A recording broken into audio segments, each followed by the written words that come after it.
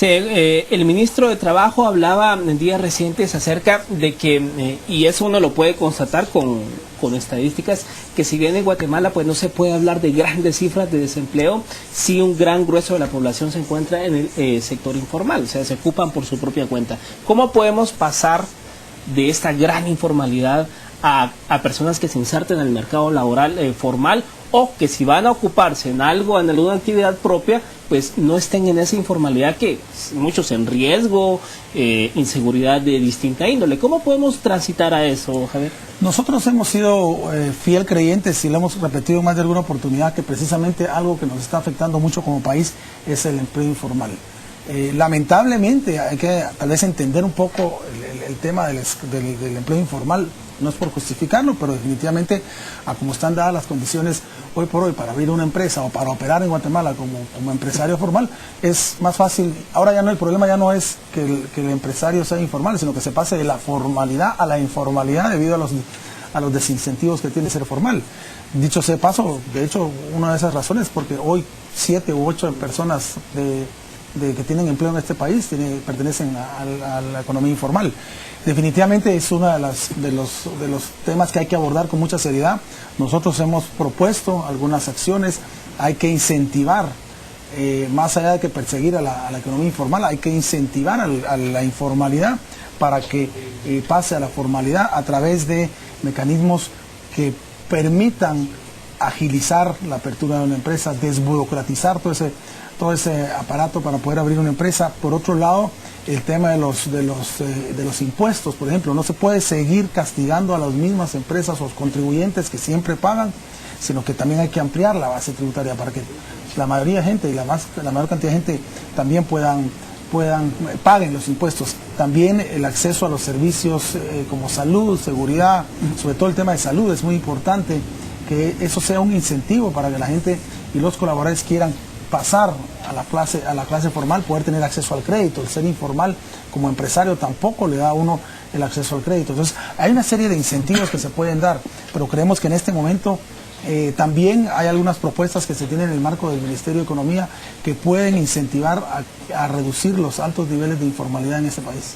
En muchos países como Chile, una de sus fortalezas económicas ha sido la minería, pero en Guatemala el tema es tratado con mucho cuidado, sobre todo porque genera muchos anticuerpos. ¿Qué políticas considera la Cámara de Industria que debe ya de iniciar a emplear el gobierno guatemalteco, sobre todo el Ministerio de Energía y Minas, para poder empezar a explotar este tema en Guatemala y que llegue a ser una fuente de riqueza también como lo es en estos países del sur? Creemos nosotros que aquí han habido algunos tipos de mitos o realmente manipulaciones de información. No solo hablemos de la minería, hablemos de los recursos naturales que deben ser aprovechados en forma responsable. Guatemala es un país sumamente rico en recursos, así como México tiene hidrocarburos, Panamá tiene el canal, Chile y Perú tienen minería. Nosotros casi que tenemos esos mismos recursos en un solo país. Entonces es cuestión de que podamos y sepamos aprovecharlos.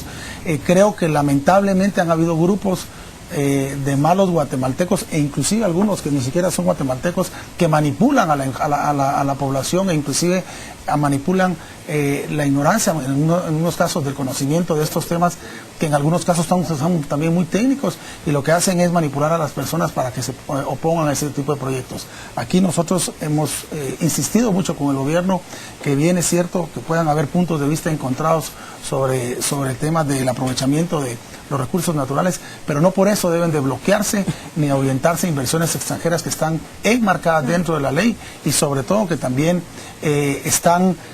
cumplen con los requisitos y que lo único que hace falta es la generación de una licencia, porque, bueno, como todo, en todos los sectores o en muchas de las actividades pueden haber empresas buenas, empresas malas, pueden haber habitantes buenos, habitantes malos, pero aquí nos estamos nosotros refiriendo específicamente a las empresas que cumplen con la ley, que actúan con seriedad. Muchas de estas son empresas públicas que a nivel mundial hacen reportes de sus actividades, entonces no se van a prestar para malos manejos. Entonces creemos que es muy importante, por un lado, al ministro en este caso, pues ya hemos tenido algunas conversaciones que es importante que las empresas que cumplan con todos los requerimientos y aprobaciones deba darse las autorizaciones. Esto va a generar ingresos, va a generar empleo y mayor desarrollo para Guatemala. Estamos calculando que solo en temas de hidrocarburos podrían ser alrededor de 3.600 millones anuales de ingresos para el Estado.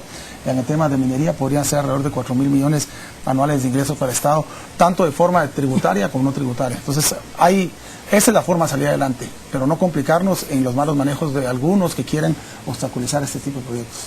Hablando ahora de infraestructura, ¿qué tanto, si nos comparamos con la región centroamericana, qué tanto estamos Guatemala rezagados o vamos a la delantera en cuanto a infraestructura? Usted hablaba, por ejemplo, de Panamá, el país canalero.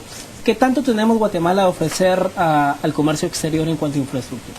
En uno de los temas que nosotros tocamos en nuestra propuesta de desarrollo industrial, hablamos del desarrollo de la reconversión rural. Precisamente uno de los ejes de ese desarrollo y reconversión rural habla acerca de la inversión en infraestructura. Lamentablemente en Guatemala no tenemos una infraestructura adecuada, y yo inclusive sin justificar este gobierno, sí puedo decir que el gobierno anterior sí se encargó de ni siquiera darle mantenimiento a la infraestructura. Hablemos de la infraestructura vial. Hay otro tipo de infraestructura que estamos peor todavía.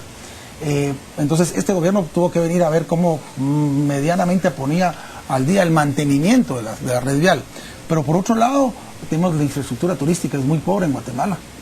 Tenemos grandes bellezas, pero una infraestructura muy pobre, y creemos que ahí hay que hacer muchísimo. Hay que mejorar las condiciones de acceso a los mercados de las personas del interior. Muchas personas y muchos productores del interior se les dificulta sacar sus productos y se les dificulta muchísimo tener acceso a los mercados. Entonces, el tener una mejor infraestructura es una forma de facilitar el desarrollo de las actividades económicas. También nos pueden hacer atraer nuevas actividades económicas en distintas áreas del área rural del país.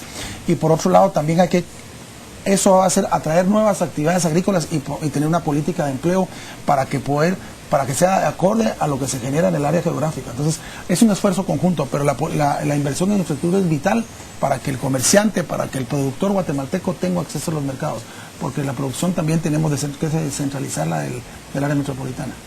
Estos y muchos otros temas estarán abordándose en el foro Cara a Cara. ¿Podríamos volver a decir cuándo será y qué hay que hacer para poder asistir? Este foro Cara a Cara con el Gabinete Económico es el próximo jueves 20 a las 7:30 de la mañana en el Hotel Camino Real.